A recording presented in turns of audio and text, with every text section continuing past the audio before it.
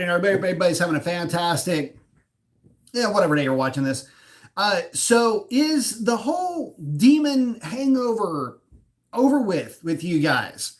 Have you moved on? Have you started thinking about other things? Maybe what could come after the demon? Have you been mulling over the idea of maybe picking up one of these new Demon 170s? Let me be more specific. And are you a Demon owner? And how do you feel about the Demon 170? Love to hear some feedback from some current Demon owners.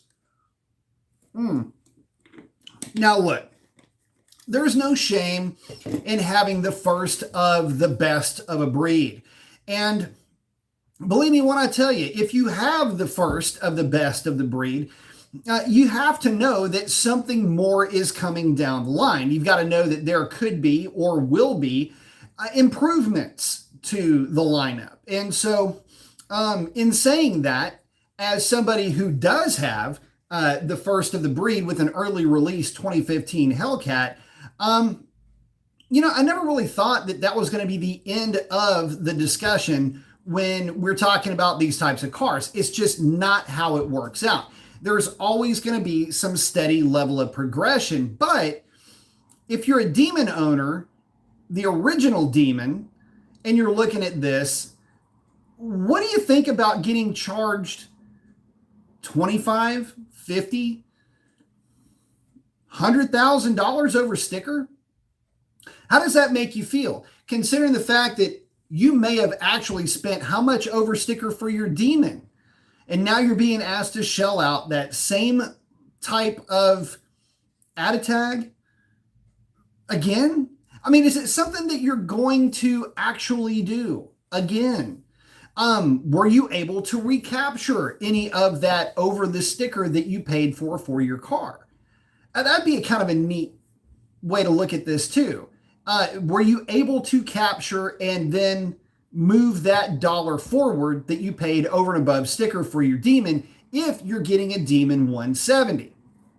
Let me give you a prime example of this, and one of the reasons why I'm asking this. So with the allocations being somewhat few and relatively far between and practically non-existent at actual sticker, you have to go back all the way back to 2015. See, way back in the good old days of 2015, really 2014, more to be specific, back in around July of 2014, the Hellcats were already known to exist. And about that time, you started hearing rumblings of when this car is released, who's going to be the first one to get the Hellcat. This 707 horsepower monster that was going to end up being the very first mass-produced 10-second car ever released to the public. And remember that when I say mass-produced, we're talking they made Hellcats and Hellcat variants by the thousands, actually tens of thousands at this point. But at the time, it was rumored that this car was only going to be a limited production run. Wow, almost 10 years later, we know that that really wasn't quite the case. But it was a fun story, at least, while it lasted back then. And guys did pay over sticker for their cars. I would be willing to bet that the original owner, who, by the way, never drove my car, that car sat in his garage, must have paid at least $10,000 or maybe even $15,000 over sticker, just because I remember what those cars and cars like mine were going for back then. And since mine has a birthday of mid-November of 2014, that means that it was hitting the dealership in around January. The very first one of the very first group of cars to hit dealerships my car was included in that. So you can kind of understand this trend here, or you can at least start to see this trend. The newer cars come out, folks spend a whole lot of money on them. Next thing you know, they're getting discounted at some point. Could you imagine? So I know that the owner of my car never recouped the over sticker that I'm assuming, paid for that car. But what about the guys with Demons? If you got a Demon, were you able to get the Demon at sticker? Did you make any money on it? And would you take that same money and parlay it into a Demon 170?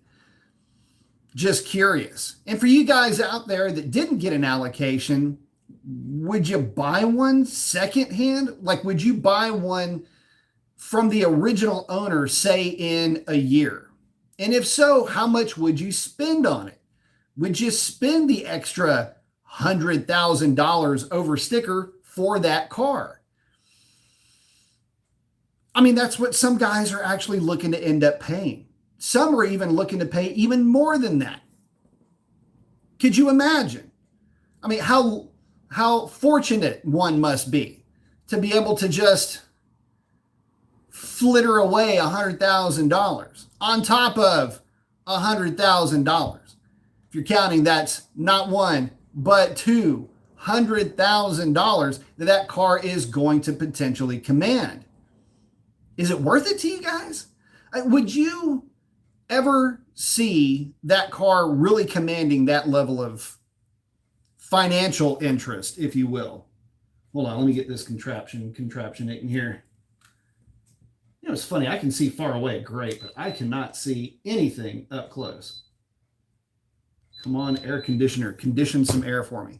So, let me check in with you guys real quick, and I will keep mumbling on. This is going to be a little bit of a short show, too, by the way, guys. I got to wake up crazy early. Sovereign is in. What's up, man? Itch is in. What's up, bud? First up. Ryan is in. What's up, man? Chuck is in. What's up, Chuck? Kevin's saying, what's going on, B? Hear me out. No markups for the Demon 170 here in Ontario, Canada, as it's illegal under some law act. Very nice. A dealer in Brampton is getting 3 allocations. If you're in a spot to get one, jump on it. Just make sure that there's not some secondary added tag, like you have to donate or something like that. Or to purchase the car, you have to purchase an allocation. Chuck saying, it's been a while, folks. Been busy with the band playing shows. I like it. Good job, brother. Nitro's in. Sub B, lots of Hellcats for sale. It seems that are modded. Have you noticed it? Thought a lot might be wanted to upgrade to the Demon. Well, that's the funny thing. So down here, we don't see a whole lot of used Hellcats for sale. In fact, there's a lot more new Hellcats for sale than used.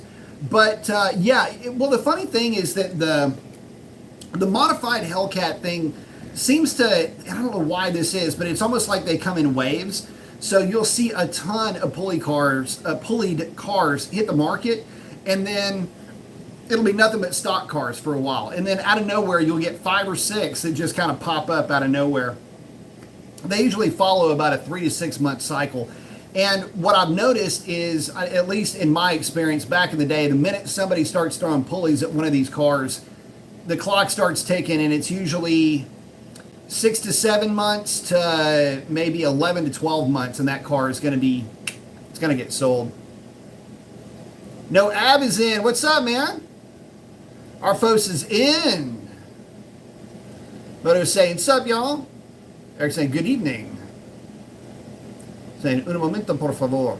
Arfos saying, sadly, these last calls feels like they're going to go to rich collectors, never see the light of day, or trust fun kids that will treat the streets as their prep tracks.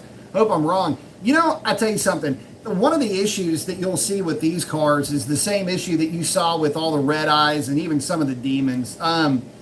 You know, anybody can get it financed. Anybody can get out there and do stupid stuff with these cars, and they are, unfortunately, you know,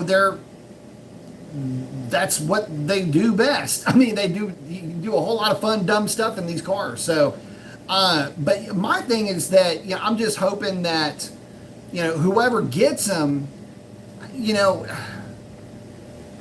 just don't get yourself hurt. That's one of the issues that we've seen with some of these cars, is that you get a lot of new money type of folks that will wind up with these cars that have really no business driving these things, and they forget that the laws of physics, not only the laws of, you know, traffic laws, but that laws of physics really do apply to them. And, I've seen guys, I've seen things go horrifically almost wrong for guys. And that's usually when the cars get sold.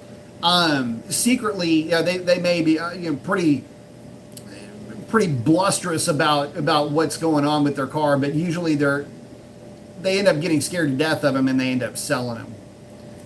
Or they just end up cooking the thing, and that's also something that happens to happen to Hellcats quite a bit.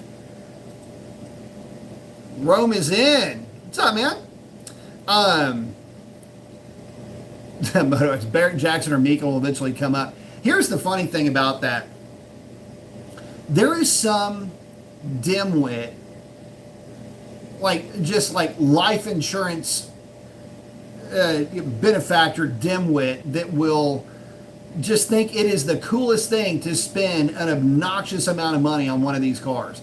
And, it's one of those things where you just go, are you kidding me? Like why would you? So this is what has happened with cars in general. And you look at any of these classics, if you will. There's very few classics that are priced really the way that they should be. Eerily enough, the ones that are priced the way that they should be are cars that I actually like a lot. I just don't have the room or the time for them. Y'all know my secret love affair with the Mark III Lincoln. But you've got cars like that. Some of the T-Birds are still real affordable. Some of the older Buicks, some of the older Cadillacs are still real affordable.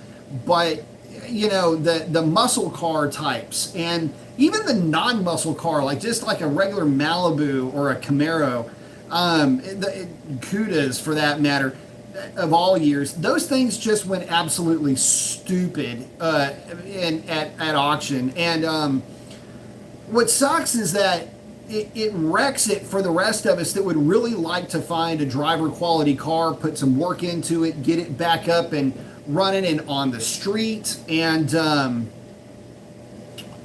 it's just frustrating. So one of my all-time favorite cars is the Sebring, and the Sebring based road runners, like the 70, it'd be like your 71, 2, 3 era, right in that era, road runner. And I like them just from a styling standpoint, but even those cars are obnoxiously expensive. And at this stage of the game, 50 odd years into this, I mean, damn, man. I mean, you're scared to death to buy one. I mean, you don't dare buy a Corvette, and for fear that the frame is rotted. And the problem with Corvettes is that it can be a showstopper standing right next to it, but the frame can be rotted to hell. That happens a lot with Corvettes, C3 Corvettes. So really any of the classics that I've looked at that I wanted to go after suck to buy. And the whole reason why I'm even bringing any of that up is you'll always get somebody that'll spend way more money than they should for one of these cars. I'm just interested to see what they end up going for and who ends up with them. And then the clock starts ticking. You know what I'm talking about when I say that. I mean, it's just going to be it just a matter of time before somebody gets out there and does something stupid. Arphos is in saying, also, I took your advice on asking the parts guys about a new 309, and sure enough, they said they'll keep one in a warehouse nearby whenever I feel like pulling the trigger on it. Very good. Saying, thanks for the tip. Absolutely. The best way to go for those cars, man. It's a good compromise type of gear, which reminds me, I got to find out if my truck is going to be able to get re-geared on Friday.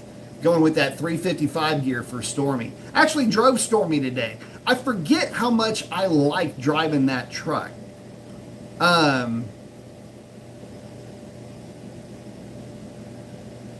Chuck saying, my Challenger Scat will scare you. I think a kitty would be my jail sentence for sure.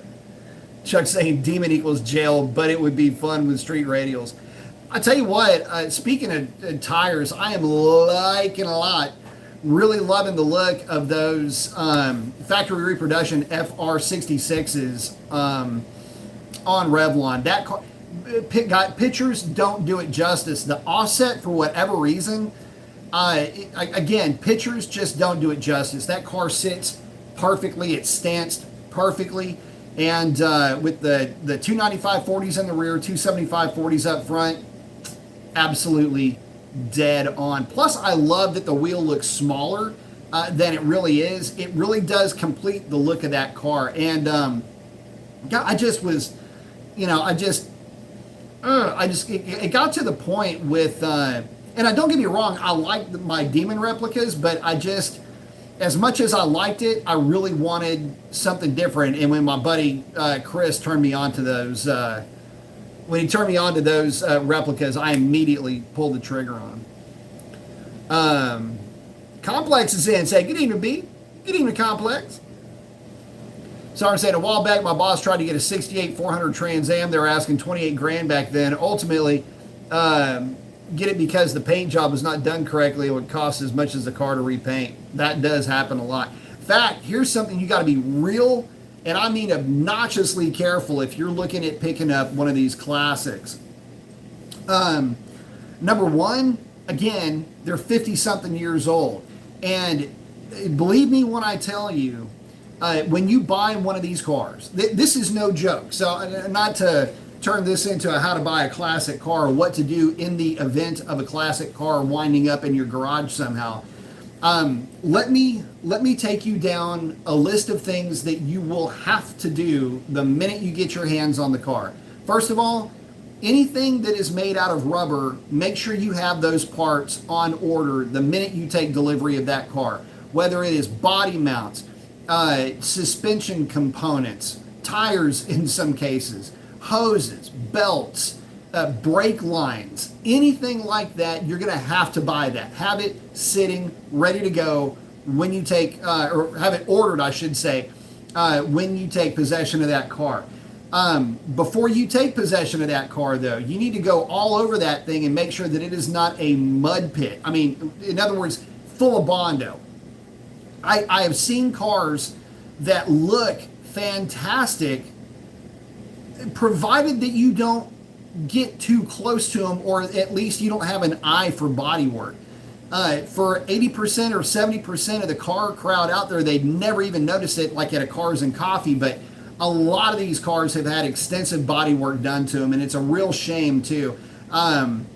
So just know that coming into it, but do your research first. Know the pitfalls of the car that you're looking at before you go shopping. Don't just be flipping through Facebook Marketplace, see something, be like, oh my goodness, I'm falling in love, I gotta buy this thing. Next thing you know, you just bought yourself, the world's most expensive headache. So, like I said before, Corvettes are some of the worst, by the way.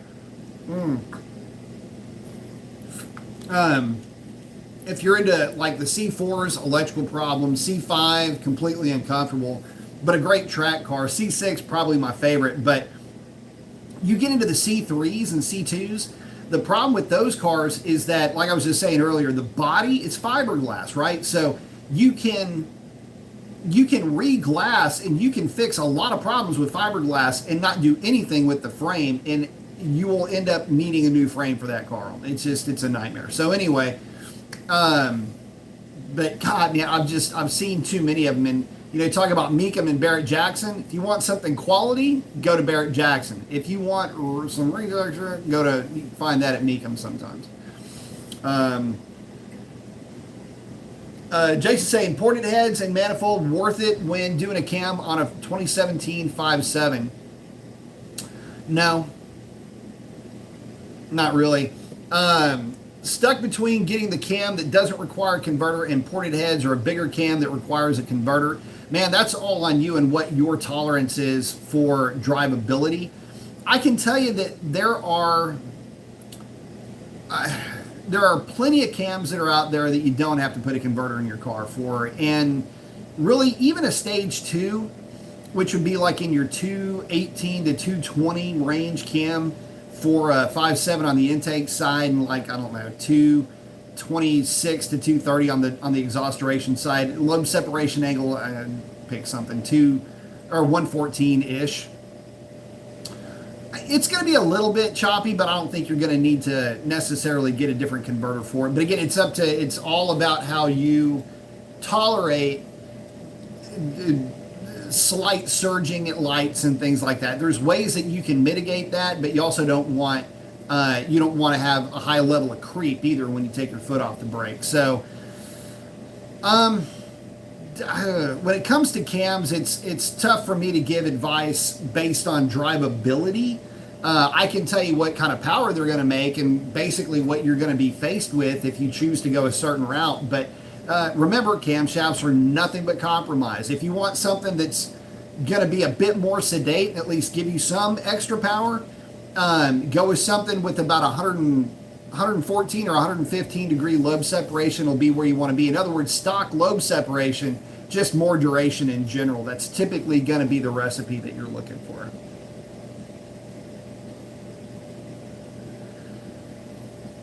Oh, Jason said he ordered his 309 and it came in, but whoever delivered it just threw it. Ooh, and the oil, it just spilled everywhere, getting a new one sent. Yeah, one of the things you got to be careful with that is just making sure the vents are covered and the ends are capped off. Seeing that turn into a mess. John's asking, do you think they should have mass-produced the normal Demon like the Hellcats and waited to limit the last call Demon because it's the most powerful? They kind of did mass-produce it with the Red Eye and with the Super Stock. So the only thing that you're lacking, aside from some suspension bits, is the ability to go high octane. But that's the only thing that you're missing. And most people weren't running high octane anyway. So they did mass-produce Demons, in my opinion. They were just called Red Eyes. Arfo said, I'm sorely tempted to get that same set for mine. Us Tor Reds got to represent. Redline red over here, baby. But yeah, they look amazing. The thing is, any of the Reds pop with those wheels. Well, any of them will with those wheels. And what I love about them. Oh, this is the other thing that I did not mention in the video. And it's like anyway, so the wheels set just inside, over and above, like the old design. They're in about a 1/16 of an inch. And you wouldn't, or maybe even an 1/8 of an inch. And you wouldn't think that would be a big difference. I want to say the old offset was 25. These are 22. And I want to say that they're tucked in a little bit more. I can tell you this, in the video that I did where I'm showing the amount of bulge that the carcass has, the side portion, like this portion right here that has to the fender, which is extremely minimal. I was looking at Stormy, my truck, stock wheel and tire, 18-inch wheel and tires on that truck. The amount of carcass bulge, just the amount that the sidewall bulges, just the sidewall portion right here, as it arcs back over into the tread, is identical to the wheels that are on the car. I mean, it's funny just how close they are. I mean, they're functionally, visually identical. So, I mean, they're as close to having a stock staggered wheel and tire setup that you're going to be able to get. They're flow form, so they're strong. They're flow form, so they're lighter. They balanced out extremely well. Look, I ain't getting paid by these guys, by the way. If you guys know me, if I find something that I know works, I'm going to let y'all know. But they balanced out well. They're extremely stable at significant speeds. So, and that's every bit of a testament to the wheel as it is to the tires that I'm running, which are the Falcon Azenis FK510 SUV 295 40 20s in the rear and AZ850 Turos up front. And those AZ850 guys, those it's funny as hell. Some hoe ass tires. Those tires have been on. Let me think about this for a minute. They have been on my silver set, so my SRT wheels, which is what they came on. They're brand new on those wheels. So that one, my black slingshots, my Demon wheels, and now my replica. So those tires have been on 4 different sets of wheels. They still balance out great, super stable, the whole bit. Not saying do that. I'm not saying that's recommended, but those tires have literally been on 4. Is there anything the Arturo AZ850 can't do? aside from them not making it in the size tire that I was looking for. Oh, Sovereign saying that the 400 had rust damage under the paint of the Lance. Yeah, I seen it. Oh, John's asking if there's a difference between the super stock and the Demon. No, there's no difference between the two at the drag strip, especially not on 93 octane. There's no difference. Oh, Sovereign saying that the Black Ghost is going to Meekum. Surprised it's going to Meekum. That car is going to fetch crazy price even though it's unrestored. No, you don't want a restored version. In fact, the way that the cars are, the way that like the hierarchy is right now is Survivor unrestored is number one right now for collectors, true collectors. So Survivor is always number one, and then driver quality is right in line with some of these restorations. Believe it or not, I've seen driver quality, which is to say unrestored but mechanically freshened, driven cars. So like, okay, so a Survivor may be a very low mileage, not restored car. A driver quality could be a car, the same exact car with, say, 50 or 60,000 miles on it that have had a new carburetor. It's got just generic consumable items have been replaced over the years.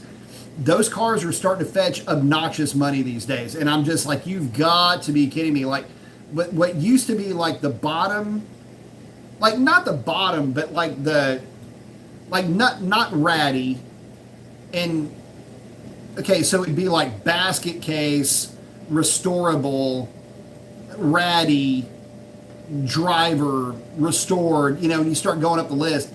The driver quality cars out of like nowhere just leapfrogged everybody, and they're like number 3 right now in terms of value. It just blows my mind. And that would be a driver quality car. There's a cool story behind it.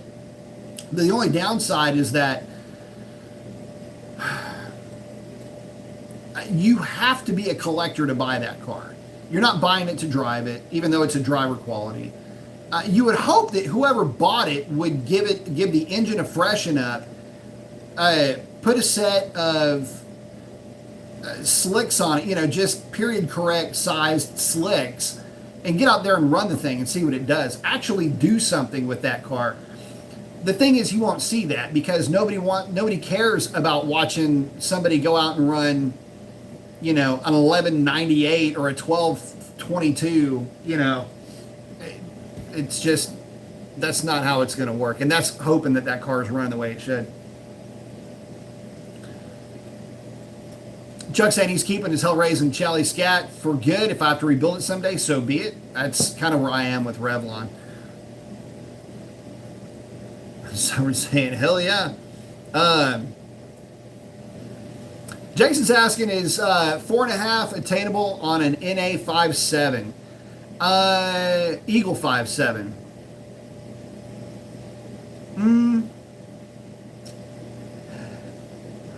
Yes, but what are you willing to sacrifice to get there? And it depends on what kind of dyno you're on. So it's easier to say yes if you're talking like a 248 dyno jet. To get there, you're going to need a lot of cam, high RAM intake. It would be very tough to get there, though. But again, I wouldn't set a goal that high necessarily. I would be probably looking at like 400-ish and then kind of creep it up from there. Because the thing is, to get to 450 is going to require RPM and a cam that is going to be kind of ratty. Remember, you're only dealing with 5.7 liters. So, and it's a, 2-valve combination. So it's going to be pretty, you're going to get some ruckus down low. I'll just leave it at that. Red Dog saying, Red Dog is red line. Very nice. fastest color. John's asking about Green Go. I think Green Go may be available for the last call.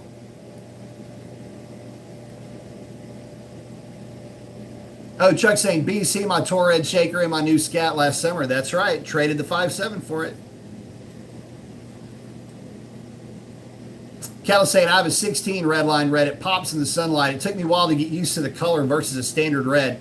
Here's what'll really mess you up about Redline red, and this is one of the reasons why I love that color. But with a big but, I did paint my calipers black. Flat black. You cannot have Redline red and keep your stock red Brembo brake because it clashes like you wouldn't believe. It looks great on a Touareg car, but get black calipers or black out your calipers if you've got a Redline. You'll thank me for sure. Just check out the pictures of my car. You'll see why. But here's the thing. Redline is a sick ass color in the sunlight. It is dynamic with the way that it reacts with sunlight. The other cool thing is that when as the sun is dropping, the shade of that car just goes, it changes quick. And you get this oxblood red, like it's one of my favorite colors for Lincolns, as a matter of fact. It's like a deep maroon, but it's more of like an oxblood color at night. When you really dump a ton of sunlight out of the equation, it's just dark. That car is so dark at night. So it is a completely different color. It color shifts so dramatically. The thing is I fell in love with that color. I didn't even know what the color was. I just was like, damn, that is a good looking red. I didn't realize there were two different colors of red when I first saw that color. And, but damn, yeah, and that color in the sunlight is so dynamic. It's one of the few colors that I've actually had people ask me if it was a factory color before, just because it reacts so vividly with sunlight. Sovereign's liking the cinnamon stick. Oh yeah, they'd look really good on that one. Chuck's asking, he was going to ask about the Falcons 275 40/20. Really good tire, man. So let me put it to you like this: the Falcons at this stage of the game, because my car is now back to street trim, and that's the way it's going to stay.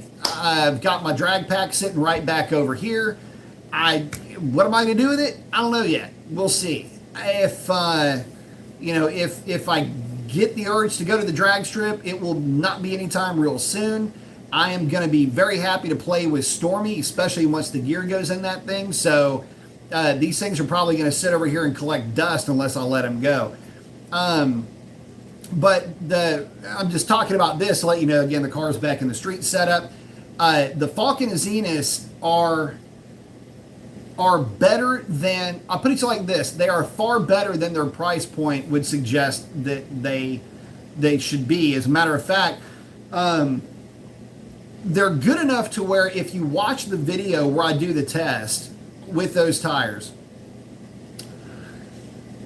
from a roll, they perform about the same as the Nitto 555Rs, which is something to be said because I am giving up gear ratio because they're a taller tire. I'm giving up gear ratio with those tires, and they still will haze, kind of like the drag radials. But you would think that even giving up gear ratio, the car would still be a bit hairier on the highway, and it's not. It's really, really good. I drove the car yesterday, and or day before yesterday, and I was able to get a decent amount of miles on it. And God, it's so nice driving, and they're super smooth. They balanced out really well, incredibly stable. I'm not going to buy another brand of tire other than those tires anymore. I mean, keep in mind, I bought those tires. I did not get given them. They were not part of, the channel or anything like that. I pay for everything that I show you guys. So, just saying. Most everything that I show you guys. SRT saying, howdy B. Howdy SRT. Goes saying, Sub B, I'm in the market for a Charger Hellcat. What's your opinion on purchasing a used one? It's just like any used car. The best years to get are 2017, 2018, and 2019. In 2020. Those are my favorite, and any later than that, you're going to be spending probably a little bit too much money. 17 and up, though, are good. You get away from some of the other issues, better coatings on the superchargers. So there's that. But just like with anything, do your due diligence. Don't be afraid to, if you need to, hire a vehicle inspector to crawl all over the thing to make sure everything is working as it should. Hellcats are extremely durable if they are maintained. I can tell you that the reason why I went shopping for a Hellcat was because of my experience with the Hellcats and them being so absolutely tank-like with their reliability when driven hard.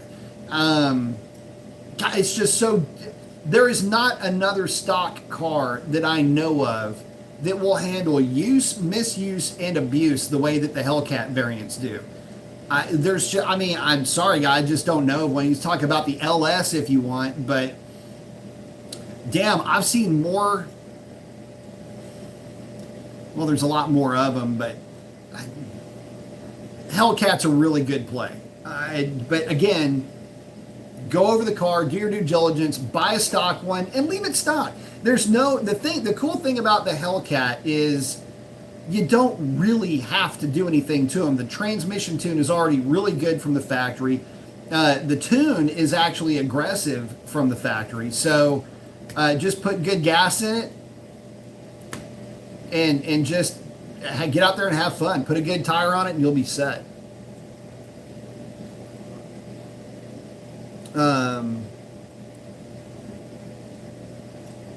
But I bought a used one, but then again, mine had hardly any miles on it, and its history was literally traceable per mile. Here's another funny thing. So, my buddy Orange Crush that turned me on to those wheels was actually the one that did the research on my car for me. He had access to like Carfaxes and things like that. And I said, dude, I think I found the car that this is the car that I would have built had I been able to afford a Hellcat at the time. And he said, well, shit, send me over all the info. I'll do some research on it. And so I sent him over the info on it. Out of sight, out of mind. You get busy doing other things, and I'm just clambering around. I get a phone call, and he goes, okay, so I'm going to give you the heads up. Just give you the what's up on your car. I said, okay, what's up? He goes, the owner took it in for a first oil change at 1,000 miles. It went in for its second oil change at 3,500 miles. It went in for its third oil change at 5,000 miles. And basically, right after he did that oil change, he traded it in. So, and it was all dealer serviced. So, the guy was kind of like me. He was changing oil in it all the time. Except, he was doing it by calendar, not by mileage. So that was really cool. That was something that, because the guy was changing oil in the car by calendar as opposed to mileage, I was really, really happy with that. And that my car probably has more oil changes per mileage than anybody else's too, just because, that's what's up with that car. Arvo says he's really happy with his Toro Red. It's a really pretty color. Just needs some correction on the doors, though. I would not turn down F8 Green, another really pretty one, if one popped up on the market. John saying, you said you can't insure a Challenger drag pack. What will happen if it gets stolen? You would have to insure it. In other words, you can't get automobile insurance. You can get property theft insurance, but it is not... You can't insure it the way that you would insure a car with a VIN. In other words, you have to have a vehicle identification number to have vehicle insurance, but you can still insure it as it is property. So the same way that you would insure a trailer, I guess, or something like that.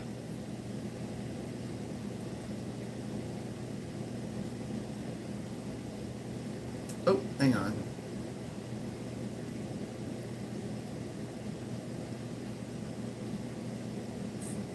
Oh, I think I missed something. Arphos, what, like which one's on a Hellcat? Did I miss something?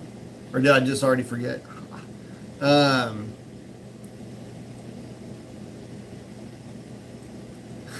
Someone saying, hit that like, hit that like, absolutely. Um, oh, hang on, here we go. Um, Cal Assassin, speaking of legendary Mopars, how about the Christine cars, or did they all get destroyed? No, they did not all get destroyed. There were still quite a few of those hovering around not long after production. But yeah, any of the 58 Belvederes, that's what it is. Christine was it was 58, 57 and 58 Belvederes were what were used for that movie. Most of them 318 poly cars. A few of the, the like the buck car was probably like a 6-cylinder car or something like that. The what would have been spec'd in that car, what you would have seen anyway, when they showed the engine, would have been the Super Commando 350. It's a 350 cubic inch big block that's in it with the two 4 barrels. And fun fact though, Christine was actually a 4-door in the book. But yeah, that's what that engine is. It's in 1958 was the first year for the big block in that configuration, and so you had it was 350 cubic inches, and it went to 361, then it went to 383, and then they did the raised block, in 400 too. It's still a low block, and then they went to the 400 or what would end up being the 440, but you got the 413, 426, and 440 came with the tall deck. That was way after Christine though.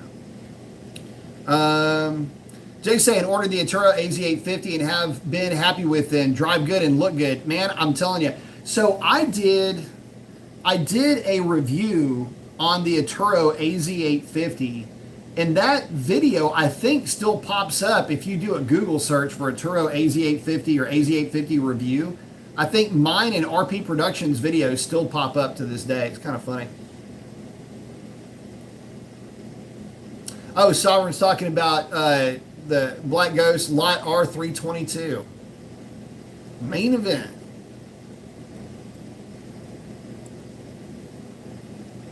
Yeah, I'm surprised Leno hadn't just gone ahead and picked that car up.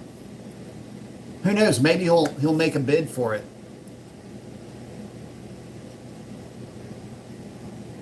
Who knows? Ryan, thank you very much. Appreciate the super chat. Question is, Kim, and when the time comes, how do we, your fans, get a hold of your trans tunes? With HP Tuner, the trans requires two credits. Yeah, well, it's actually 4, I think, or unless they've changed something. It was 4 credits for the trans, 2 for the engine. So what I would do is I would direct you over to Peitz Performance, Peitz. The cams that I put together initially are all handled through Peitz Performance. Alex would be the one that would tune it remotely, and he would be the one that would tune your transmission. That's who I learned how to tune from, and that's who you would want to handle all of that. And that way he can fine tune your partial throttle shifting and all of that. But that's who you would go through, would be Alex. You just say, hey, B. Mason sent me. I used to work for Alex. Alex and I are still good friends too. Always keeping up with each other. So, but yeah, get with Alex Peitz, Peitz, and that's who you would get the cam, and that's who you would get the tuning from. And really, the fun thing about it is the cam profiles, the cam program, is one that. It was always kind of a pet project of ours, and that started basically at that time. You had comp 268, 270, and 274 cams, and he goes, man, I need you to drive this car. And I said, well, what's up? And it was a customer's car. It was actually a Charger that had come in, had a comp 270. And he goes, you need to drive this thing. And I said, okay, what's the deal? He goes, just do a load test. And the way that it would work is I was the guy that got all of the data on the cars on when they would come in. So I would scan them for codes, drive them, load test them, made sure that there wasn't something stupid that was going to happen before we put the thing on the dyno, which happens more than you think, guys. Believe me. In fact, there was at one point I had punted. Okay, I'm going to say I was punting about 20% of the cars that showed up. So literally 1 out of 5 would be not fit to be tuned, or for a number of different reasons. Anyway, I was going to load test the car, make sure everything was cool, the whole bit. And I was like, done deal, let me go do it. And that car was a turd. And I'm not really one, like when I'm load testing, data logging, I might as well, and you guys have heard me say this 100 times, I might as well be wearing a white lab coat. I don't care about, is it fast? Is it slow? Does it do this? And they're all fast to me, by the way. 1,000 horsepower to the rear wheels, 400 horsepower to the rear wheels, 370 to the rear wheels. They're all fun. They're all fast. They all make the same noise. I never, because you end up getting used to these things. So I'm more interested in the health, right? I'm more interested in, does it feel healthy for what it is? I'm not a real size queen when it comes to power numbers. I just want to make sure that whatever I'm working with is fit for the task that it's working with. And all of them are fun for me, right? So, but this car, man, it just pissed me off because it was one of those things where the guy had spent good money. We didn't do the install or anything like that. In fact, he was coming in for a retune. And the car had been retuned. No, I'm sorry, it hadn't been retuned. This is pre-retune. And drove the car, was about the car. It's like, just doesn't feel healthy for what it is. You know, something's not right, something's not good. The data looked fine, but it just felt, God, the thing just felt lazy, right? So Alex got in there, tried to wake the thing up. Nothing really came of it. It just always felt like it was laboring. You ever drive it, like you ever get in your car, like say it's an older car, older pickup truck or something, and you forget that the e-brake, the emergency brake is on. Or let's say you're getting out of the car and you accidentally, like you didn't hit the e-brake, right? But you didn't like slam it to the floor or yank the thing all the way up. But let's say you accidentally snagged it. And so it's on, but it's really not on. That's kind of how the car felt compared to my car, Shalandra. That car, I mean, you got to remember, Shalandra was a stock cam, tune only, full weight car that went 1120s. That was an SRT, by the way. I'm sorry, 1130s, and we had some that would go 1120s with more race prep. That car did end up going 1120s, but not in full weight trim. My car would have, had you lined the two up, would have walked all over that comp 270 car. Like it wouldn't even have been close. And I mean, you start to think, it messes with your head a little bit. You start thinking, man, like, did they install the cam wrong? Is the phaser, did they put a phaser? What's going on with that? You start to question a lot of things when you get a car that you think is good. Anyway, so I was like, screw that, I'll put a cam together. And I started running the math backwards. I thought, well, if I'm going to put a cam in my car, what would that cam be? It's like, well, it's not going to be very big. Mainly just a like stock plus. It's going to be what you would consider a, like, how do I add displacement to this engine? In other words, how do I just make it feel like it's a bigger engine and make it rev better out on the top end? And that's the cam that I put together. And does not have a lope. You wouldn't even know the car's got a cam unless you lined them up next to another one and the car just would start marching away. And it allows, that cam allows for more or less stock drivability, and you get the roll capability of like a 5-liter Mustang on the highway. you're not going to blast past or anything, but you'll at least be able to roll with it on the highway, which makes it nice. Get all the torque down low, horsepower up top, no big compromise. On a dyno jet, it'd be doing great to put down 500. It'd be like maybe I think, well, the last car that I know was on a dyno jet made 497. So, and that's where that cam came from. And that cam ended up going 10s in the very first customer car that it ever went in. That car went 10s.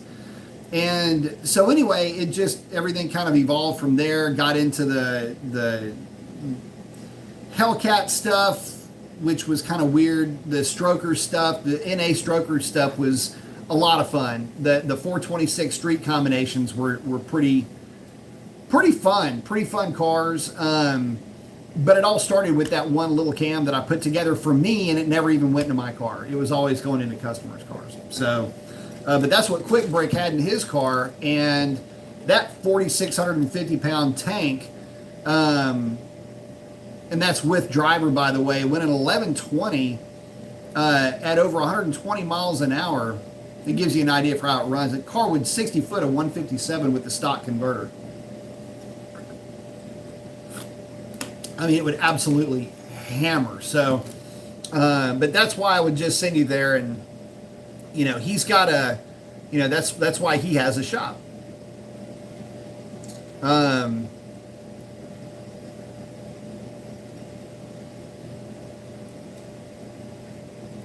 I just buzzed through. Ryan said, "Okay, so when the conversation goes that direction and the mood strikes, could you go into detail about this 392 plus cam that you referred to?" It's just it's a Pikes Performance exclusive grind. It is I'll put it to you like this. It was the Stage 2 HRT cam before there was ever a Stage 2 HRT cam. There are some differences, though.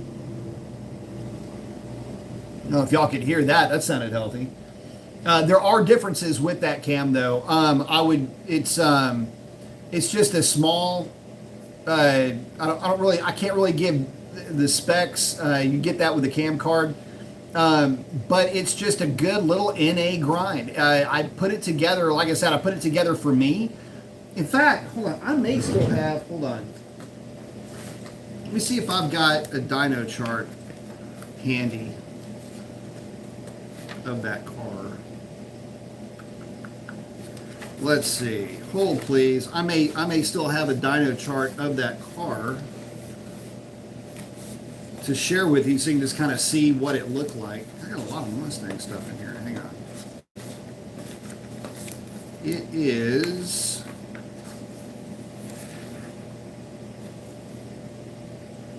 Is that one? No, it is not. Anyway, on a Mustang dyno, oh, that's an old one. On a Mustang dyno, I want to say it put down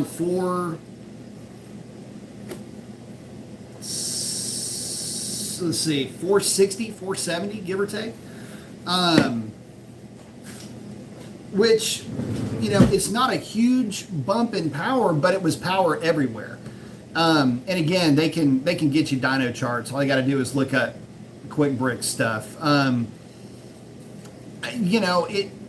It picked up about 30 foot-pounds of torque and 30 horsepower, but it did it basically everywhere. And that's with long tube headers, the tune, and pretty much everything you need to make it work. Push rods, valve springs, limiter, all of that. Now, part of me kind of wishes I would have gone a little bit bigger. You always kind of wonder the what if. I put slightly larger cams together. They don't really perform any better until you start getting a bit more rowdy and then throw a converter at it. And that's when things can get real obnoxious. That's when, with the converter, I can say, okay, I'm going to go 226, 232, drop it down on like a 112, and then run that at like a +3 at 109. And that's when things get real rowdy. That's when the car is that's when they get a little bit rowdy. That cam profile that I just gave you, by the way, works really well in 5.7s if you want to go racing. Let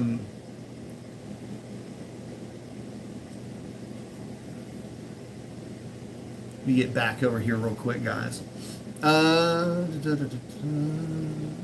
Just saw that X is in. What's up, man? Ghost is asking, I'm just kind of scrolling through here, if I'm racing at the Rockingham event next month. Negative on that. I've got too much work I got to get taken care of down here. So,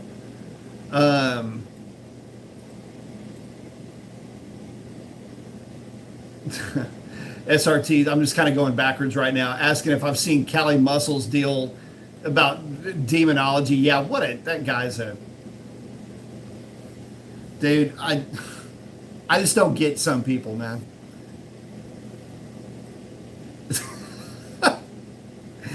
Oh man, I saw Herman's response to that too.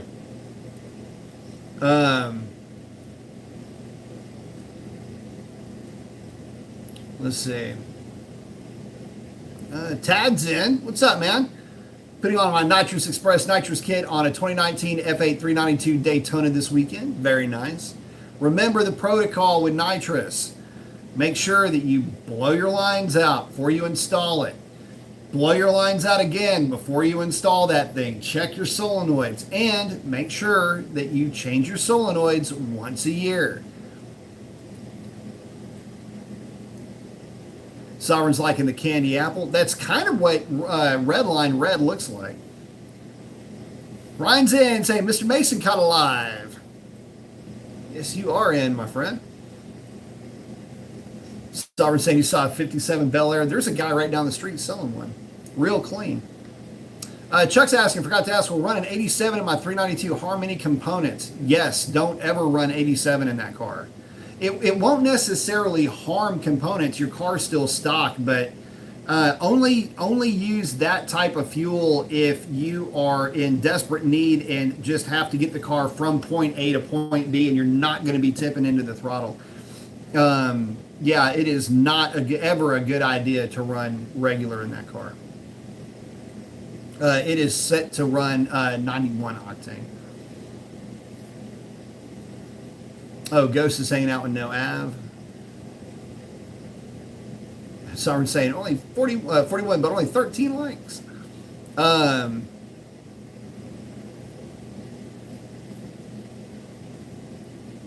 Sovereign saying hit the like button. SRT Hellcat, Lewis Revlon looks amazing. Is there a reason why she still has the mud guards on the front and rears? The rears, because of the tire debris, think she looks better without them. I love those little mud flaps. The car didn't come with them, and the reason why I run them is to keep from getting little rock chips all along the side of the car. But I actually like the look of them. Some people like them, some people don't like them. And Ryan, hopefully I answered the question about the cam.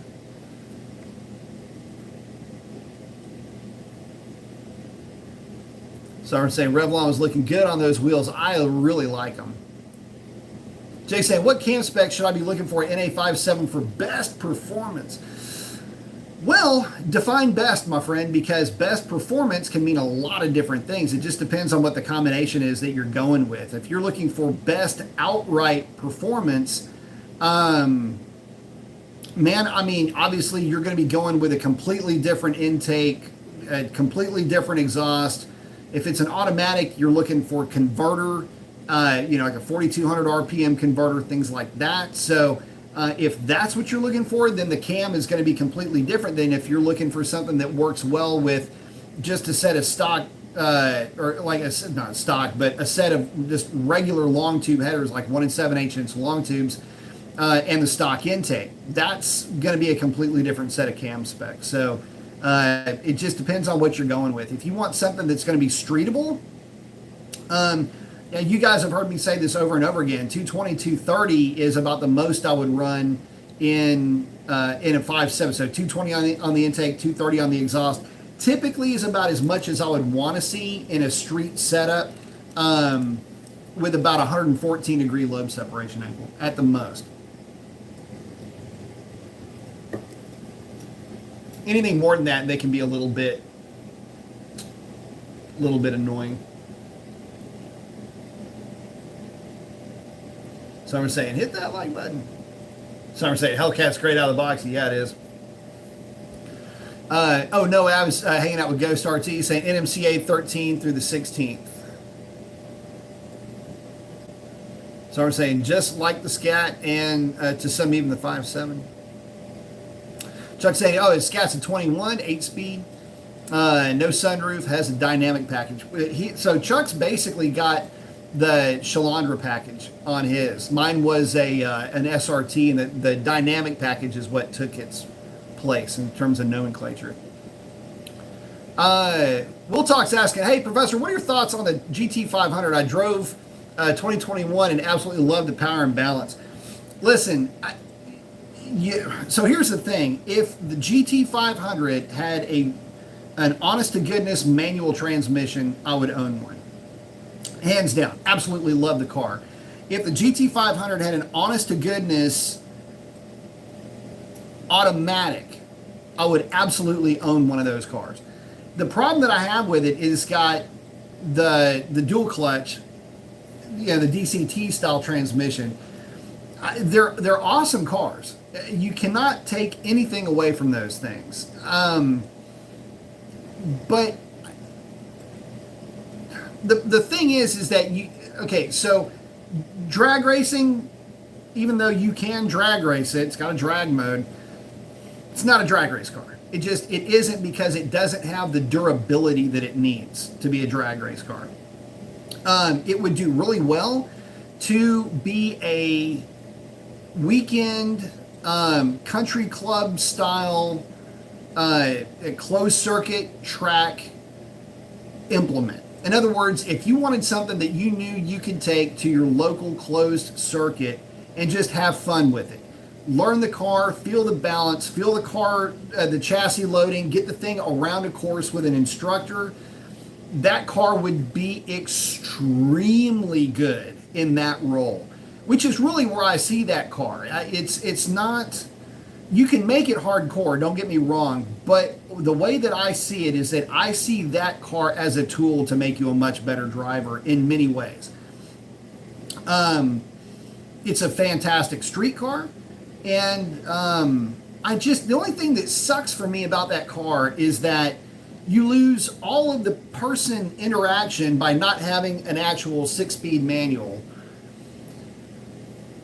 And you lose all of the just hairiness of a hydraulic automatic. So I am such a fan of GT500s just in general. I'll put it again, I'll keep saying this. It is weird that I don't own one. In fact, a buddy of mine, Nate, has one. Haven't seen the car, I've only seen it in pictures, and I am drooling jealous over that car.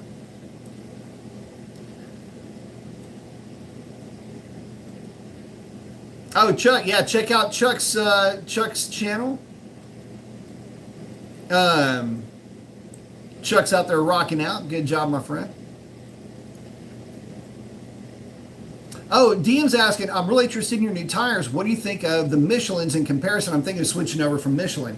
The Michelin will have so the Michelin, the Contis, I would put in the same range. Was it the Continental something plus or whatever? Anyway,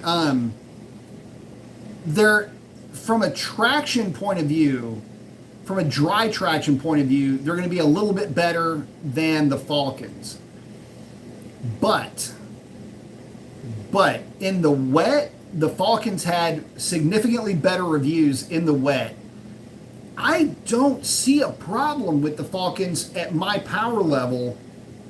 And my car is, and was at the time of testing, it was lighter than it is now by about 100 pounds.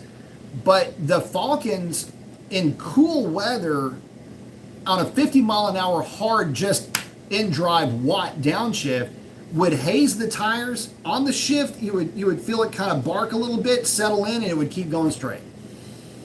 it would do the exact same thing with my drag radials. It might not haze them for as long, but it would definitely do it with the drag radials either way.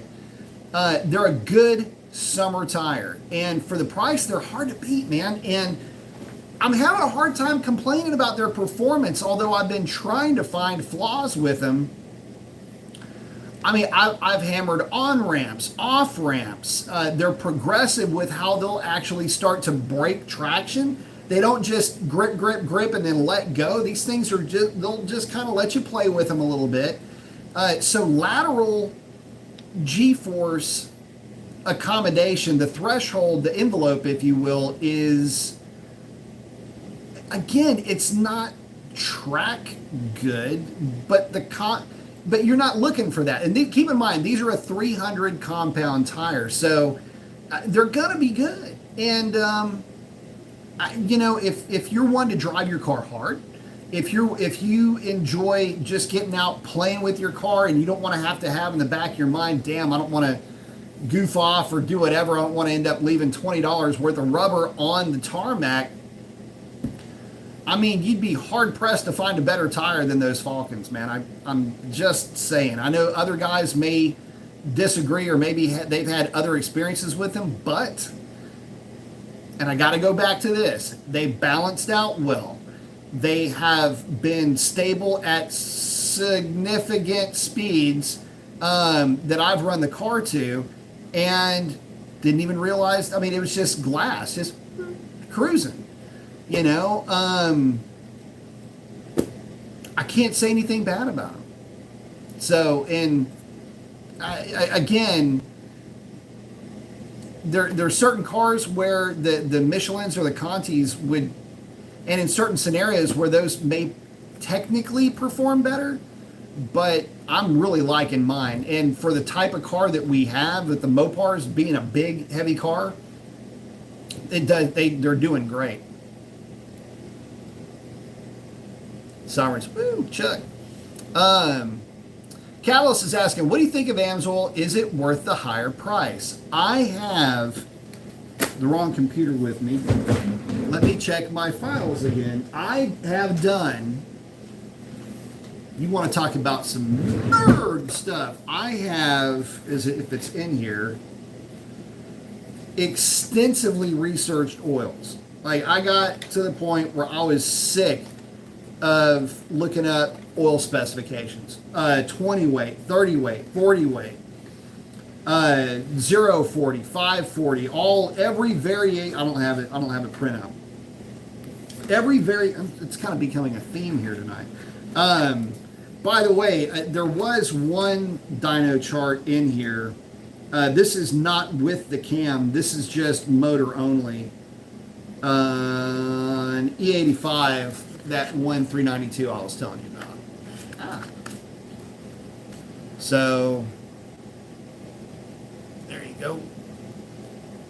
Long tubes, stock cam, 450 pound-feet of torque and about 430 something, 442 horse, 449 torque. So. And with the cam, it bumped it up like another 35 across the board. AMSOIL. What do I think of AMSOIL? Look, if you are a fan of AMSOIL, the base stock on AMSOIL is good. The general viscosity index is good. It's good. It's not great. It's not bad, which is where most oils tend to fall. The best ones aren't always from the same manufacturer. Castrol has a fantastic base stock. They have a tendency to run a little bit less viscous than you'll find with Mobil 1 or Pennzoil. When you start looking at the 100 degrees Celsius and the 40 degrees Celsius flow numbers, that can be a good thing. Some people get a little bit skittish with that. If you're keeping your oil temps fairly low, it's not a bad thing. If you're tracking the car, it's not a good thing. And when I mean track, like open track, but even then, if you're keeping, oil temps low enough, it's not going to be that big of a deal. It, like I say, the AMSOIL is not bad, but it's also not, at least from what I was seeing, it's just, man, look, here's the deal. Go to Walmart, get you some Mobil 1, get you some Pennzoil, swap it out, you'll be fine. The main thing to remember here is that you're changing your oil, and they get you some of those right over there, wherever they are, right over here, the SRT oil filter. And that is part number 050380441AA. I'm reading it off my dry erase board. That's the part number you're going to want to get. Basically, it's the 041AA, or the 041 filter is the one you want to go with. That's actually the one, if you watch the video that I did where I took it apart and compared it to the regular filter, that'll give you an idea for where your money is being spent. Fun fact, by the way, the filter, the deconstructed filter on the box is not the filter that's in the box.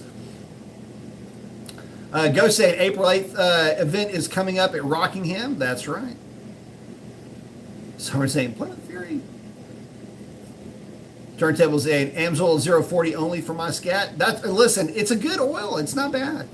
Just keep changing it. That's the thing. Don't think that just because you've got it. So let me just put it to you this way, guys. Don't make the mistake of thinking that just because you have a name brand oil in your car that it is going to last longer. The additive package in that car, your total base number, your, just without getting everything about the ad package, that's actually what breaks down. That is the consumable part of the oil. The base oil, you can just recycle that. In fact, there's a company that literally, I think it's EnviroServe, that's what they do. And they process and break down oil that is recycled to turn it into new oil, basically.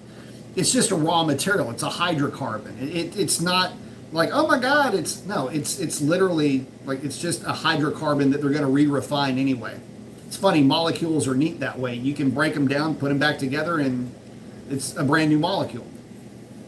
Or it's the same molecule. Never does break down in some cases. So, with that in mind, as long as you are changing the oil, and you're just driving the car, you drive it like you drive it, right? You're just, having fun, daily stuff, whatever. Just don't let it go over 6,000 miles, ever, regardless of the brand that you're messing with. Whether it's Mobil 1, AMSOIL, or whomever, stick with the 6,000 mile rule and you'll be in good shape. And always change your filter too. Chuck's asking, wasn't the car a Chrysler 300? No, the car was a Lincoln Mark III.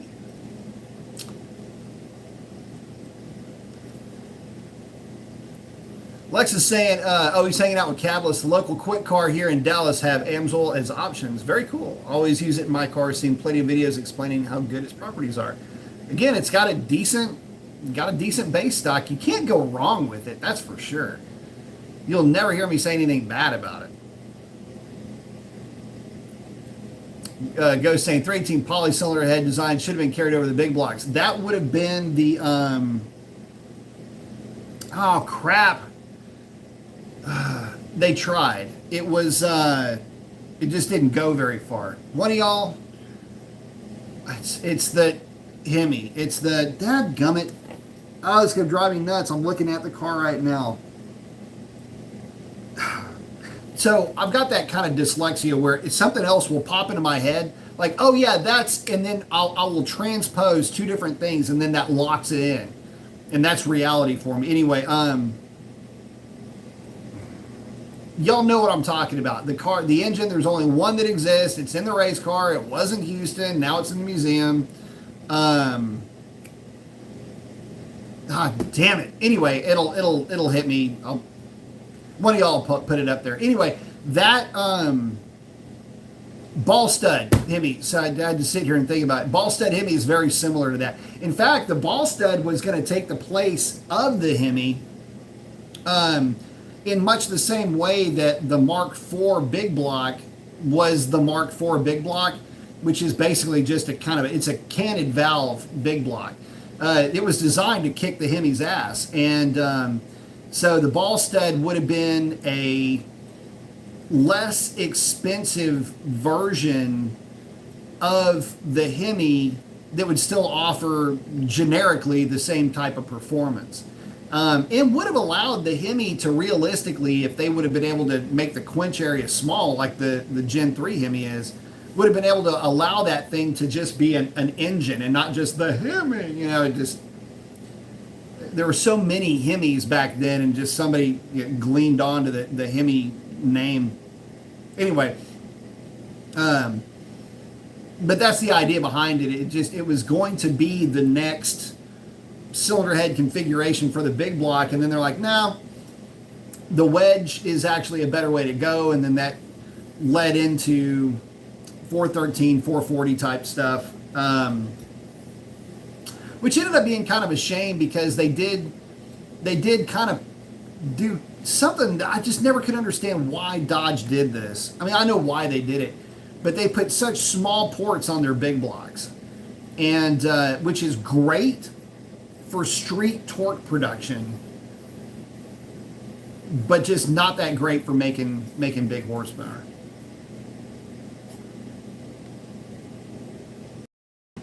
So everyone's hanging out with Ryan. Oh, Ryan's saying, yeah, please tell us about that 392. Yep, that's what we were just talking about earlier. SC Dub saying, hey, everybody from Las Vegas. What's up, man? X is saying, hey, B, what kind of power do you see from 426 stroker combos that are set up for street cars? And is there a real difference between 6.1 based and 6.4 based 426? I mean, yeah, there is. Any of the Eagle stuff, the early stuff, the 6.1, I mean, there's nothing inherently wrong with it. In fact, the 6.1 based 426s are, I kind of have a soft spot in my heart for them. They don't make the power that the 6.4 based stuff will make, just because the heads don't flow as much. But if you're going just like a more of a mild street setup, but they are more traditional in that you don't have to worry about cam phasers. They act like an engine should, without all the gizmos and gadgets with variable camshafts and intake manifolds and all that. So a 6.1 based 427 with a generic street cam. We're talking generic stroker motor is going to be 238, 244-ish looking cam. You'll have like an LSA of say 113-ish, 114. Intake center line's probably going to be floating around 110. Somewhere in that range. With the 6.1 intake, without a bunch of work done to it, don't worry about that.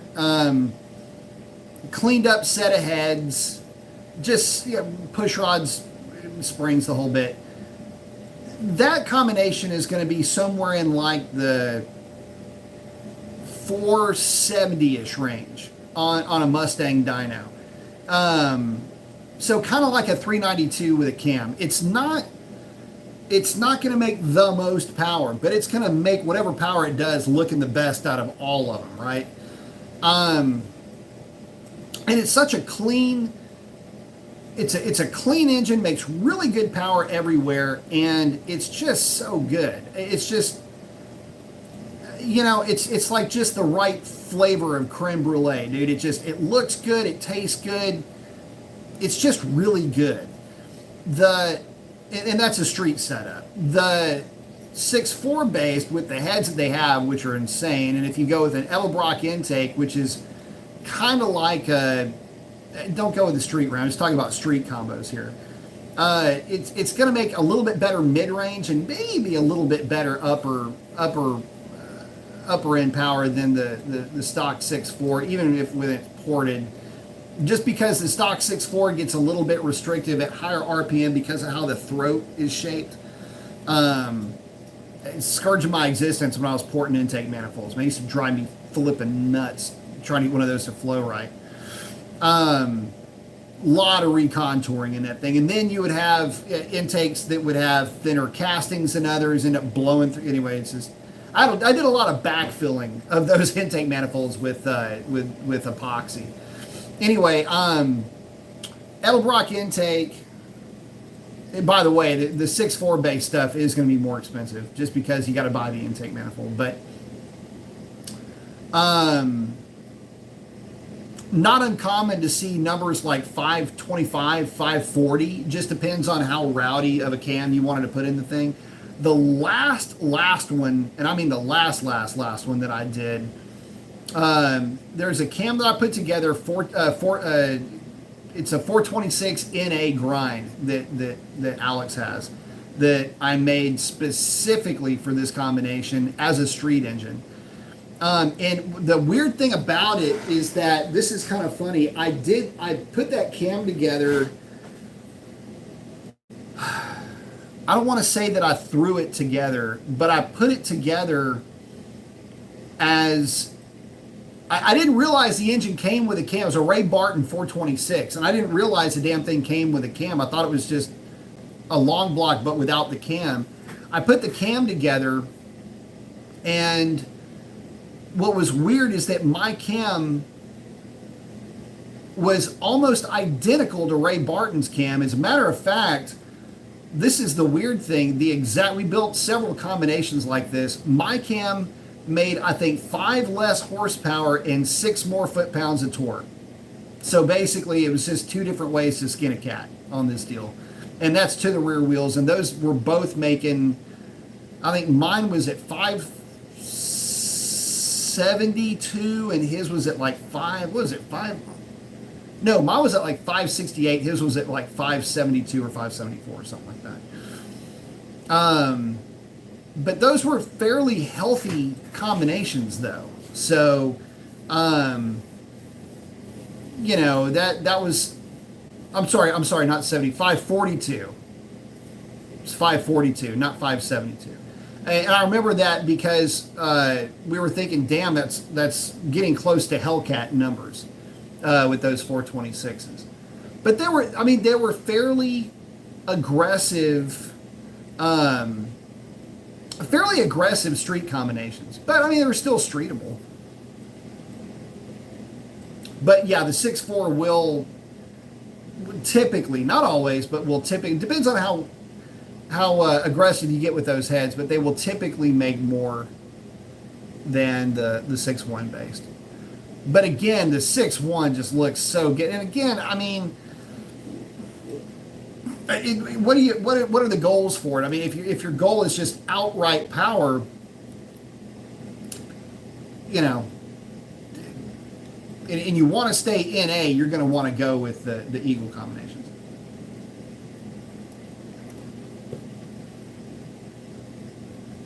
Oh, Sovereign's got pipes up. That's it.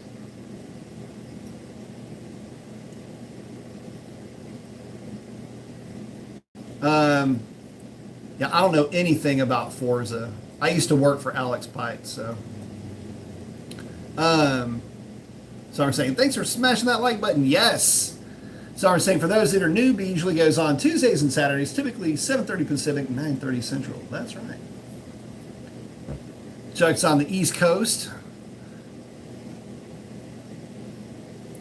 X saying, hey, next time you do an EV check, can we talk about how when all cars are EV, there will no longer be driving differences between the cars? Well, there's still going to be some driving differences. I mean, you can always engineer something into those cars, but don't look to see gasoline going away anytime real soon. There's still a whole lot of things that need to be done before that can take place.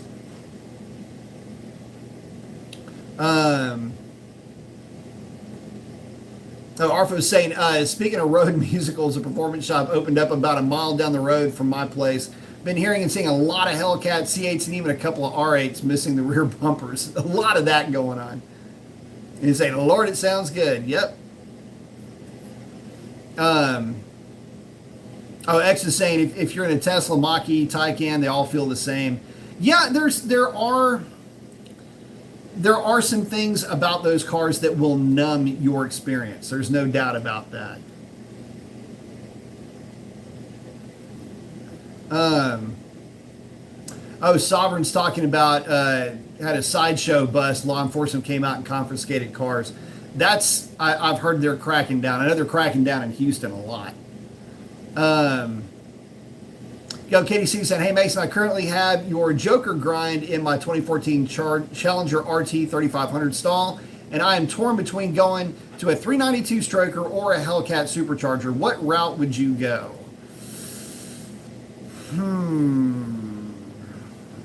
So you can get a conversion kit from MMX for a Hellcat supercharger that would work extremely well with that cam.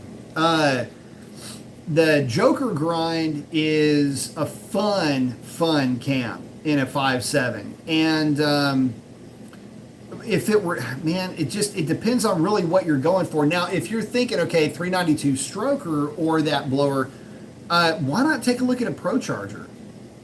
That cam would work exceptionally well with a Pro Charger. So maybe take a look at that as an option that you might want to take a look at. Chuck's liking demonology for sure. Good friend of mine. Scott's saying, I just found your channel. What's up, Scott? I am taking delivery of a new 22 Scat tomorrow. Why is it that you don't hear much about subframe connectors on Challengers? They really don't need them. There were guys that would put the strut tower braces in the cars.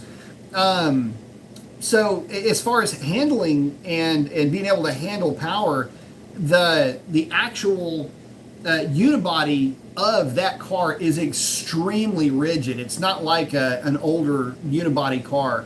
In fact, you can literally, at whichever jacking point, front or rear, you can just take the car and lift the whole thing off of one jacking point. They don't twist.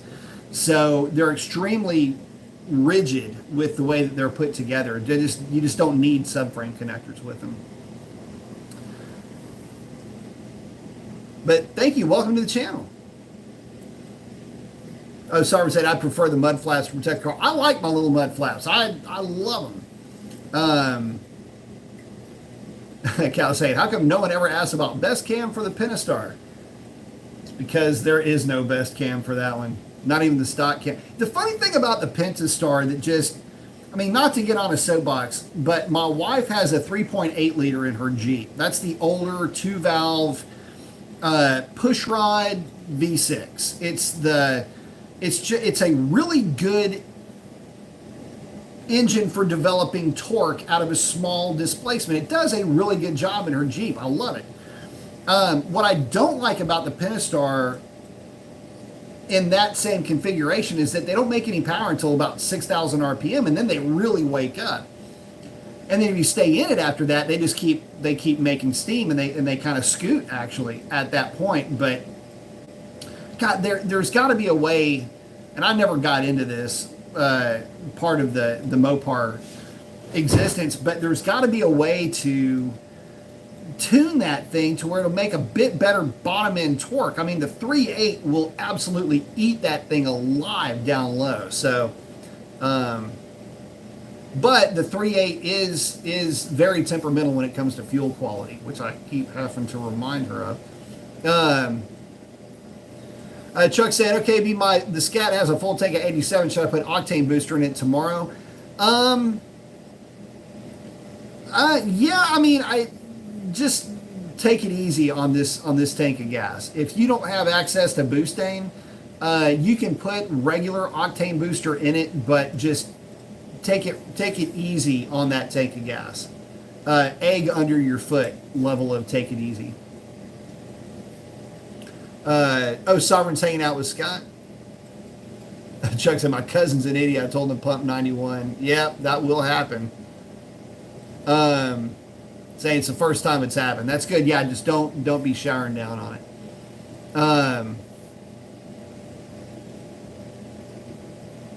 Chuck's SRT, yes.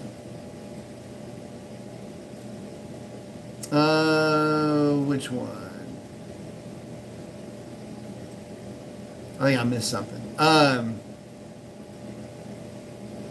Scholar saying, I love my Supercar 3. Got him at Speedy Tires 130 each, can't find them now. Only the Supercar 3, but that's for the track.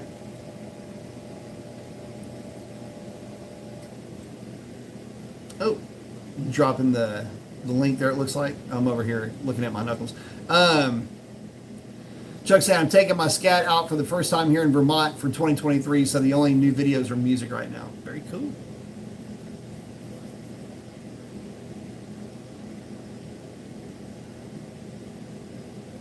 Chuck and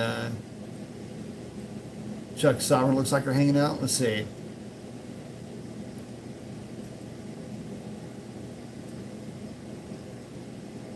Oh, hang on. And Chuck saying guitar is just a songwriting tool. He's a professional bassist. That's good.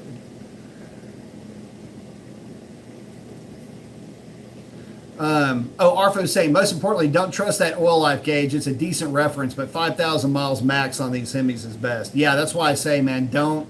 When you get to 5,000 miles, you're driving to the place that's going to change your oil, or you're driving to the auto parts store to get your oil, or you are driving until you've already ordered your oil and Amazon is going to come drop it off. That's kind of how I view the whole, that whole, like 6,000 miles is the limit. Like if you get to 6,000 miles, like the next place that thing goes is to get the oil changed. So unless you're using E85, then yes, you need to change it at about 4,000. SCW said that filter is from a dealership. Yeah, you can get them at the dealership. You can just do a search on Google and probably find them on Amazon. That'll get them down here. Again, that filter part number is 05038-041AA. So that's the one that you're looking for. It's the Mopar SRT filter. In fact, hang on. I keep them in stock. It's what I use all the time. There you go. That is it right there. Which is funny because that's the expanded view of it, and I've pulled these things apart and I'm going, not exactly the filter, but it works great. It works really, really well.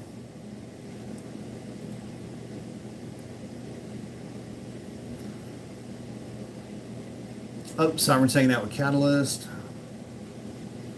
Craig's asking, does any part of you want that new Banshee, the Charger one, or maybe the Daytona? Well, man, look, I'm not sold. Look, here's my problem. Here's my conundrum. I know how EV technology works. I know how good it can be. I know, here's the scary part, I know how simple it can be, but I've got some inherent issues with how the raw materials are harvested for batteries, but that, that's neither here nor there for some folks. The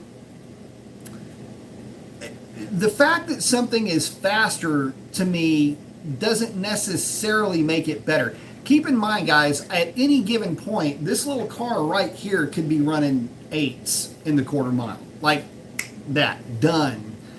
It wouldn't make the car better, though. It wouldn't make the car more fun. The interesting thing about EVs, though, is that they will run the kind of numbers that they'll run on a drag strip, they'll do that on the street. It's real easy to get something that's all-wheel drive with instant torque to do all kinds of interesting things around a race course as well, not just in a straight line. Torque vectoring is something that is on a completely different level with EVs.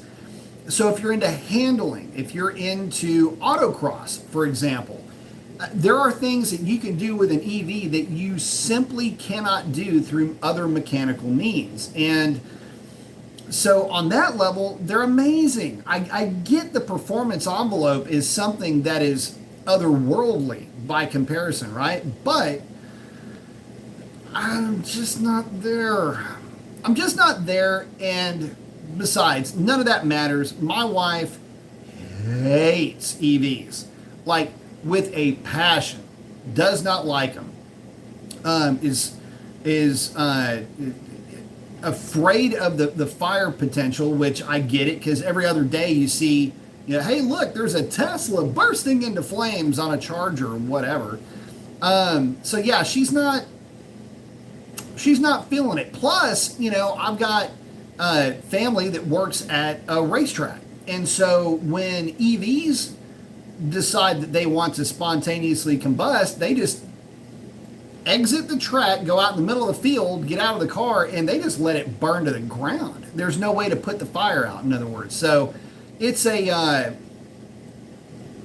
don't think the technology's there. I think that we're way too early in the process.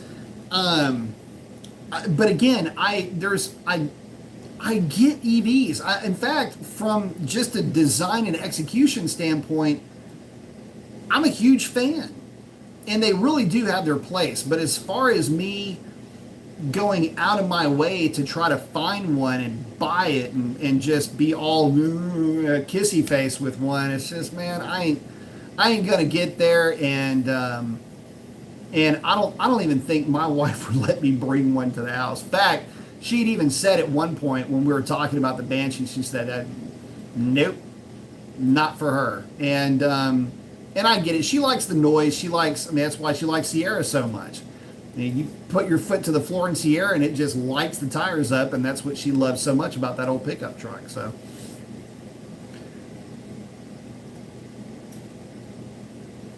Siren saying, give me full gas. Ascala's asking, why are the MagnaFlow mid pipes with Green Cat's high flow so expensive? Any other good options? Are they worth it to just pay for the name? The greens are good. They're all 400 cell catalytic converters, guys. I mean, there's no, unless you're buying a metal substrate 200 cell catalytic converter, which is a very high flow cat. Keep in mind, the higher the number, the more restrictive it'll be. Factory cats are 400 cell cats. I wouldn't put a set of cats on my car unless it was a 200 cell, if I could get away with it. So, but damn, MagnaFlow is really good. The quality is really good with MagnaFlow. So I think you're paying more for confirmed quality, not just inferred quality.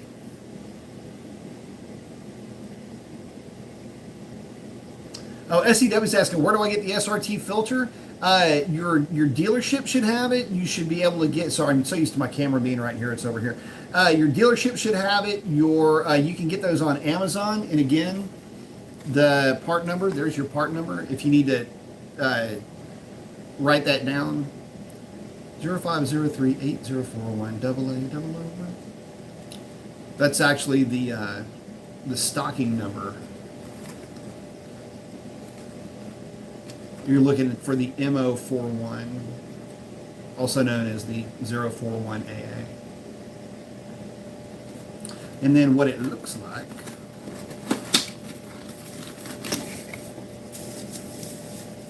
There's your 05038041AA actual part number. So there you go. Hopefully that helps you, but that's what you're going for. And I use this on every Hemi that I've ever had or owned. Use it on, well, I don't use it on Buffy, but I use it on, Stormy's got it, and of course Revlon rocks that. Shalandra had it. Anything I can put that filter on, it gets used. Oh, and the reason why I use it, let me just walk you through the explanation. If you haven't had a chance, watch the video that I do with the black filter versus the SRT filter. SRT filter, this case is beefy, okay? I mean beefy. And compared to the black case is like, and you can see me do that in that video. This was originally put together for the Vipers, and those guys run, for track use, you'll run real heavy oil, and when they get on track and get the oil to temperature, it'll thin up, but it's real beefy to just keep from blowing out with some of the oils that they put in there. So I like it because you get some pretty high oil pressures with Hellcats and really with any of the Hemis too. But anyway, that's the filter that I always go with. So I'm saying like, subscribe, share. Right, so saying, speaking of the 6.1, I always wanted one of those SRT Cherokees. They're nice, yeah.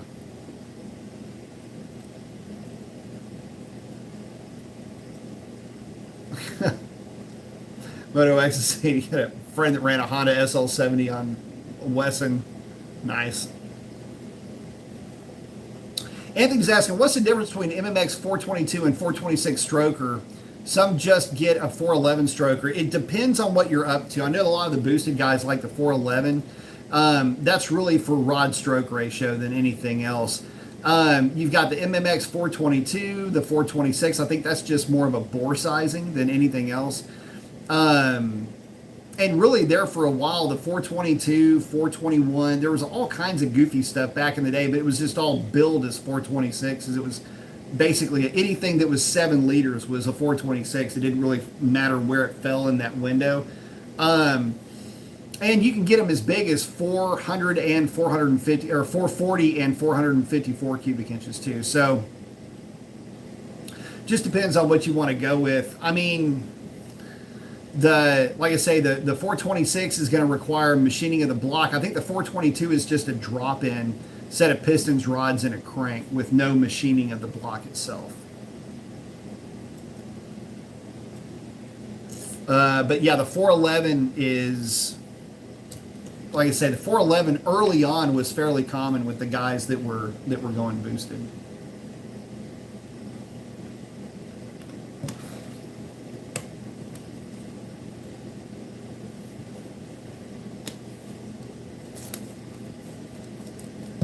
Sovereign trying to run a car off of isopropyl. Ugh, that would tear up some stuff.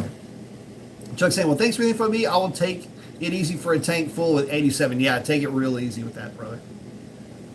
Chuck saying, gotta go. See you, buddy. Good seeing you again, man.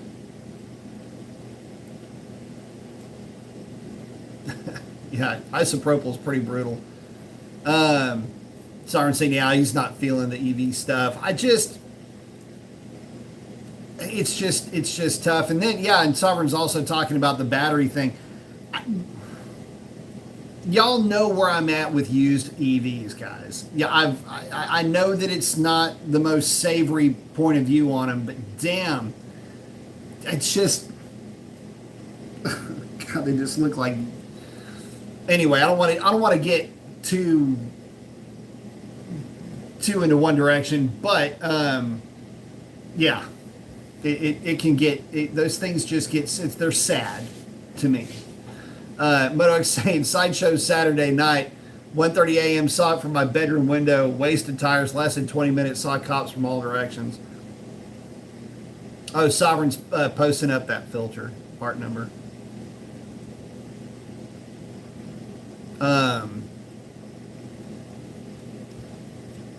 Arfos is saying, after I get through this pier later, it's going to go great. No, man, listen, my trucks are all 5.7s, and I mean, I love them.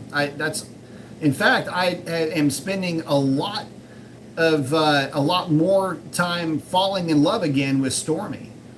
And again, I'm hoping I can get that thing in to get re-geared this Friday. We'll see. She's going to go from 321s to 355s. Arfo saying, no kill like overkill. That's story of my life. Break Stuff saying, how's Foxy holding up? I will forever love a 5-speed Fox body. Foxy's driving me nuts, man. It looks like it's developed a China wall leak. Not that long ago, we had temperature drop to like 18 degrees. The car, that build is like forever and a day old. The car runs great, but it developed a China wall. It's leaking coolant ever so slightly, and it's one of those things where I think, because remember, I got Foxy after it had been sitting for a while. I think it's been doing it for a long time, and I'm just now kind of picking up on it because I really don't drive that car very often. But I would smell coolant, and I never saw any leaks. I was like, where's this weird coolant smell coming from? Anyway, pressure tested the cooling system and found it. And I was like, you gotta be kidding me. At first I thought it was a timing cover leak, and then it was leaking between the head and the block, and I'm just going, this is stupid. So anyway, tried a I didn't fix it, but I was like, I'm just going to see if I can reintroduce some silicone into that area and maybe it'll help, and I don't think it did. But car runs great. I mean, it's a lot of fun to drive though.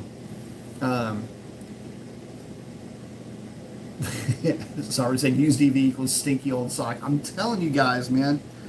God. Okay, so here's the deal. If you're not familiar with the story with me and a used EV, the issue was I was pulling up to a restaurant to meet some clients for lunch, and I got there a little bit early. In fact, a bit early, if I'm being honest. But it worked out great because I was going to sit there, go over some emails, and just kind of play catch up. And I happened to back in right next to a Model S Tesla. Still had paper plates on it, but it was used. It was obviously a used car. And the back of this thing, it had like kid related stuff, like Cheerios and shit all over. It was just bad, man.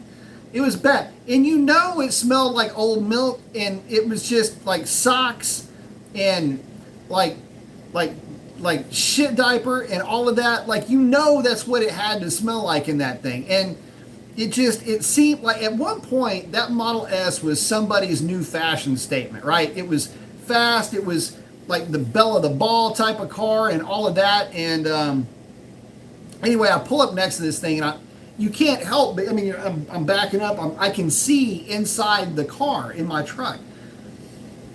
And I just got to thinking how sad that was. This is what happened with this car's life. Like, what kind of bad decisions did that car make to end up like this? It was like how did you end up on the main stage but at lunch? Like, that's where I was at with this thing. Like, you're in between shifts, aren't you? So it was just like, damn, this sucks. Like, how the hell can you... Like, it's like an old Civic, but it was a Model S. Like, it just, nothing made sense. It was just like square peg, round hole. My brain couldn't make the logic work. And all I could think of was this kind of far-fetched backstory that I just instantly put together for there's probably some dude driving the car. I don't even know if it was.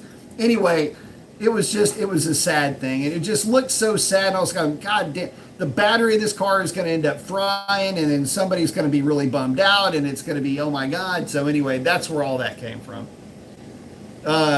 Captain Crunch between the seats, if they're lucky.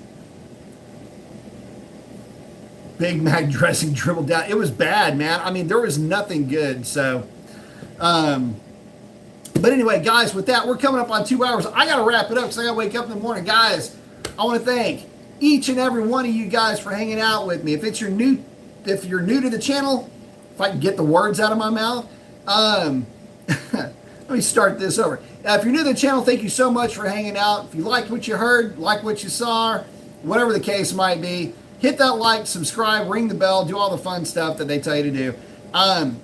Guys, get out there and do something cool for somebody. Chances are they need it way more than you know.